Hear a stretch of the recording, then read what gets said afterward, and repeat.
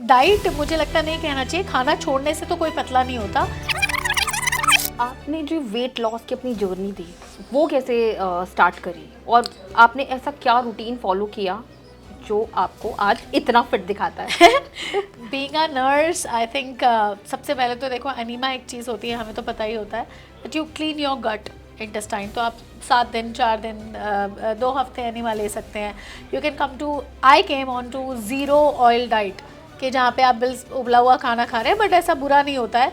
आप भुना जीरा पाउडर या नमक डाल के और फिर बाद में नारियल की गिरी उसमें कद्दूकस करके डालते हैं तो वो ऑयल रिलीज़ करती है वो चीज़ें, क्योंकि ऑयल भी बाहर से ही आता है। बाहर का जंक फूड कट कर देना, आप 6 बजे सूरज छिपने के पहले खा लेते हैं।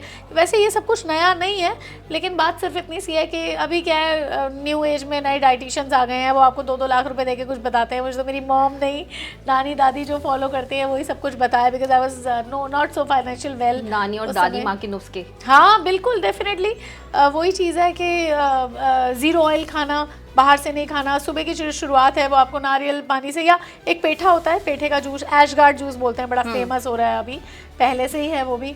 वो शक्तिशाली बहुत माना जाता है गट हेल्थ के लिए, गट क्लीनिंग के लिए, वो यूज़ करके। और देखो ये 80% तो खाना ही है, आप क्या खा रहे हो, सारी चीज़ों की ताकत आपको मिलनी चाहिए। जैसे मैं बहुत कम उबला हुआ ही खाना खा रही थी, और जब हम खाने को फ्राई कर देते हैं तो हम जानते हैं कि उसके बहुत सारी चीज़ें जो इंपॉर्टेंट तत्व होते हैं वो मर जाते हैं ना। तो वो चीज़ आप बिल्कुल साधु संतों वाला खाना खाएं, वैसा मैंने किया है।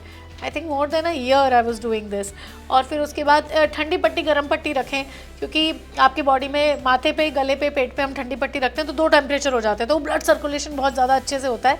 और for all the people who all are facing paralysis और सम वीक मसल्स और उन सारी चीज़ों के लिए।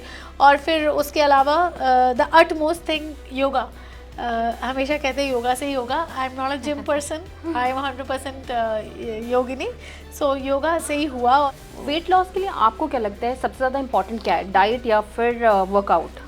डाइट 80%, मतलब डाइट मुझे लगता नहीं कहना चाहिए, खाना छोड़ने से तो कोई पतला नहीं होता।